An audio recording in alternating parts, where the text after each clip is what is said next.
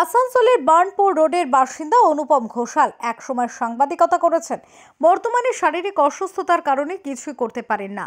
2000 সালে অনুপম ঘোষালের প্রেমিকা পারমিতা তাকে ছেড়ে চলে যায়, আর তখনই সেই প্রেমিকাকে ভুলতে চিঠি লিখতে শুরু করেন অনুপম। এই চিঠিটিকে তার জীবনের সুইসাইড নোট বলেছেন তিনি।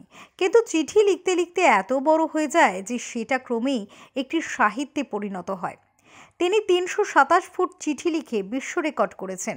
বর্তমানে কলকাতার দুটি বড় পাবলিশার্স এই চিঠিকে প্রকাশ করেছে বই হিসাবে। সেই বই বইমেলাতে বিক্রিও হয়েছে, কিন্তু মূল চিঠিটি নষ্ট হয়ে যাচ্ছে। এত বড় চিঠি রাখা তার পক্ষেও সম্ভব নয় বলে জানিয়েছেন অনুপম ঘোষাল। তাই তিনি চাইছেন সরকার যদি উদ্যোগী হয়ে চিঠি সংরক্ষণের ব্যবস্থা করে তাহলে তার সৃষ্টি বেঁচে থাকতে পারে।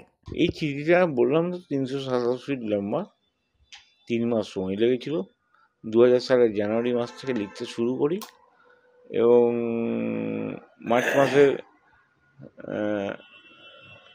মধ্যে 312 ফুট লেখা হয়ে যায়। বাকি অংশটুকু যেটাতে ওকে গানগুলো দিয়েছিলাম তার স্বরলিপিটা লিখতে টাইম লেগে যায়।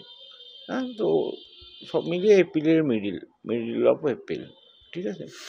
আর রাজ্য সরকারের কাছে আমার একটাই অনুরোধ, বর্তমান রাজ্য সরকারের কাছে, যে আপনারা তো অনেক কিছুই সংরক্ষণ করেছেন, হ্যাঁ, কিন্তু যদি আমার অনুরোধ, যদি এটা সংরক্ষণ করেন, নাহলে বাকিটা ইঁদুরের পেটে চলে যাবে।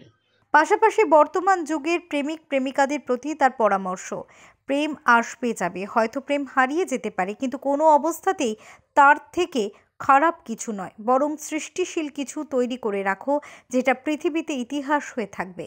আসানসোল থেকে জয়ন্ত সাহা রিপোর্ট, ওঙ্কার বাংলা।